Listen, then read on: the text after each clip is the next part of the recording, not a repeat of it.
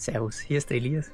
Ich bin gerade mit unserem Camper bei meinen Eltern angekommen, aber ich schlafe heute nicht hier in dem Camper, sondern in einem Baumhaus über einen wunderschönen Teich. Und dieses Baumhaus schauen wir uns gleich an, wenn ich hier das Zeug vom Camper in eine Scheibtruhe verladen habe. Ich bin jetzt beim Teich und beim Baumhaus angekommen und habe gerade eine schlimme Überraschung gesehen. Das Baumhaus ist hier über dem Teich, aber ich sehe, das Dach fehlt, weil ich habe in den letzten Tagen gehört, es soll mal abgebaut werden, weil es schon über 15 Jahre alt ist und nicht mehr sonderlich sicher. Aber dass es jetzt schon am Abbauen ist, wundert mich, beziehungsweise überrascht mich, aber ich schaue trotzdem, ob es heute noch möglich ist, da oben zu übernachten. Was habe ich in dem Video noch vor? Ich will euch das Baumhaus einerseits zeigen, andererseits schlafe ich in der Hängematte, die ich mir hoffentlich irgendwie da oben einhängen kann. Ich möchte gerne ein Lagerfeuer machen und es gibt die Möglichkeit, dass man vom Baumhaus oben, jetzt stehe ich schon drunter, in den Teich springt. Jedoch sind hier gute 3-4 Meter zwischen Baumhausdach und Teich zu überwinden.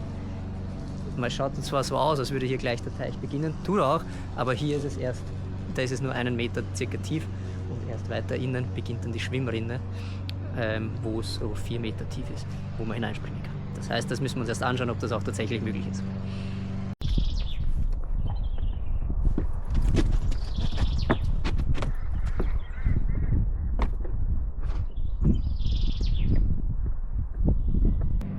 Ich bin oben am Baumhaus angekommen und habe das Glück, dass wirklich nur das Dach fehlt.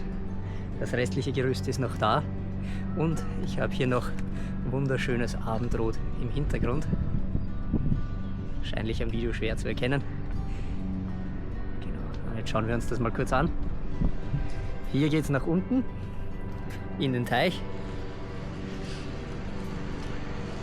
Es ist wunderschönes Frühlingswetter. Es sollte in der Nacht nicht weit unter 10 Grad die Temperatur fallen. Das heißt, das muss auch gut schaffbar sein. Eine kleine Führung ins Baumhaus. Hier kommt die Stiege nach oben, recht komfortabel. Ist hier eine Terrasse über dem Teich. Hier mit Sonnenlogo. Und dann geht es hier über eine Tür. Sehr viel Liebe zum Detail gemacht. In diese Richtung. Hinein quasi in den zweiten Balkon und ins Wohnzimmer. Man merkt, ja, dieses Baumhaus ist nicht nur dafür da, dass es jetzt viel verwendet wird, sondern eher im Abriss, mittendrin im Abriss. Leider, aber ja, so ist es. Das Baumhaus gilt als nicht mehr 100% sicher, muss daher weg. Aber ich genieße die erste und letzte Nacht hier oben. Es wird hier richtig schnell finster, deswegen im Schnelldurchgang, was ich hier überhaupt mit habe. Einmal ein Schlafsack von Raab, der bis 0 Grad geht. Also mit dem wird mir heute auf keinen Fall kalt.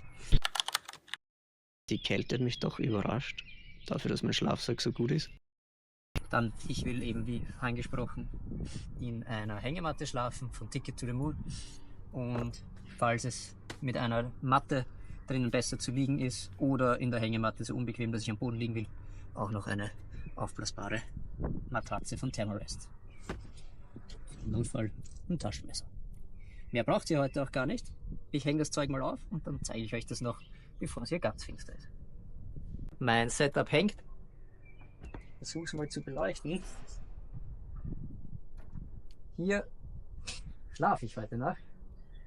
Und dieser Teppich hier unten, der ist noch ziemlich nass und dreckig. Der gehört jetzt noch weg. Aber dann ist das auch schon alles hergerichtet, damit ich hier gut schlafen kann. Ich liege jetzt schon ziemlich bequem in meiner Hängematte. Der Winkel, wie sie da hängt, dürfte auch schon ziemlich gut passen. Der ist ja, glaube ich, soweit ich weiß, ca. 45 Grad. Das mit dem ins Wasser springen, das habe ich mir jetzt angeschaut, das wird definitiv nichts. Denn früher konnte man das mal vom Dach machen. Das Dach ist ja, wie schon gezeigt, gar nicht mehr oben. Und da die Ränder von hier unten, die habe ich mir jetzt angeschaut, die sind schon viel zu morsch, da bricht sogar schon ein Holz durch. Also das wird einfach nichts. Risiko und Abenteuer ja, aber gefährliche Dinge, vor allem unnötig gefährliche Dinge, lasse ich dann doch auch lieber sein. Ja, ich lerne jetzt noch 10 Minuten Duolingo Spanisch, denn ab Sommer, ab August soll es auf Weltreise gehen und da will ich Spanisch als dritte Sprache, die ich alltagstauglich sprechen kann, dazulernen. Und ich glaube, ich bin da auf einem ganz guten Weg. Aber dafür gehört täglich eine kurze Übungseinheit. Und die mache ich jetzt noch auf diesem besonderen Ort. Das ist, glaube ich, der beste Ort, an dem ich bis jetzt Duolingo gelernt habe. Sí, me gusta la comida mexicana. Tada!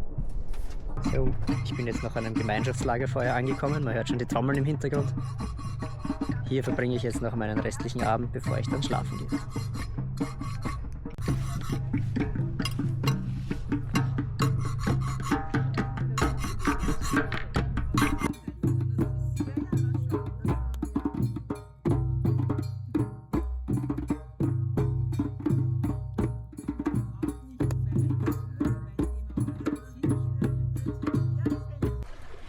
So, es ist 23 Uhr.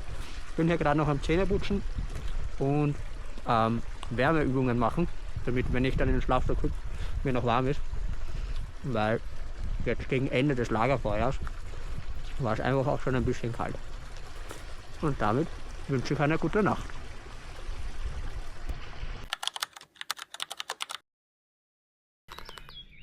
So, es beginnt hier jetzt langsam zu dämmern. Das heißt, wir hatten gerade auch die kälteste Phase der Nacht. Und ich muss sagen, die Kälte hat mich doch überrascht, dafür, dass mein Schlafsack so gut ist. Ich glaube, der Schlafsack hat so eine super Wärmeisolierung. Aber sobald ein Wind geht und quasi da ein bisschen in die Federn hineinfährt, lässt die Wärmeleistung sehr stark nach. Aber die 1 oder andere Stunde konnte ich auch durchschlafen. Jetzt versuche ich noch einmal ein bisschen zu schlafen.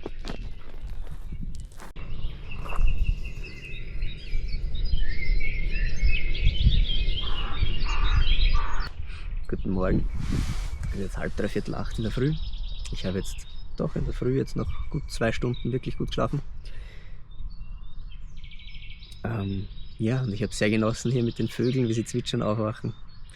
Wie der Wind durch die Bäume segelt und Geräusche macht.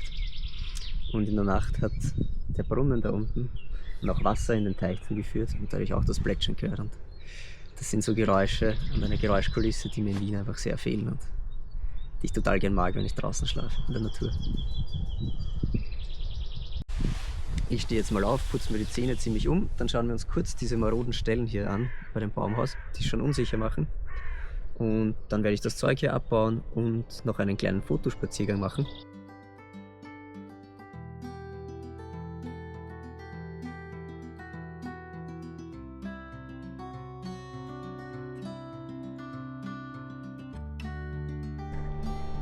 Hier noch das Baumhaus aus einem hoffentlich besseren Winkel bei Tageslicht.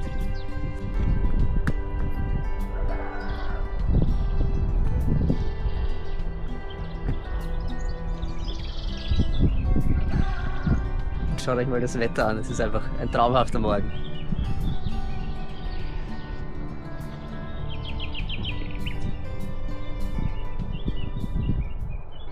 Dass dieses Baumhaus in die Jahre gekommen ist, zeige ich euch am besten an 3 Stellen.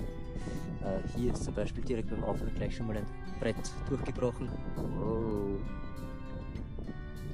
Fette Ameisenstraße. Nice.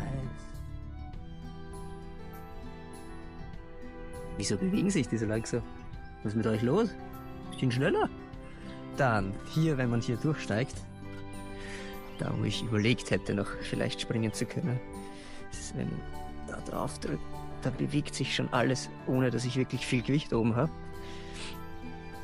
Und hier ist einfach auch schon mal, ist auch schon einfach ein Loch mit, hoppla, ist das Holz runtergeflogen, wo es einfach durchmorscht und das kann man hier alles schon rausgreifen.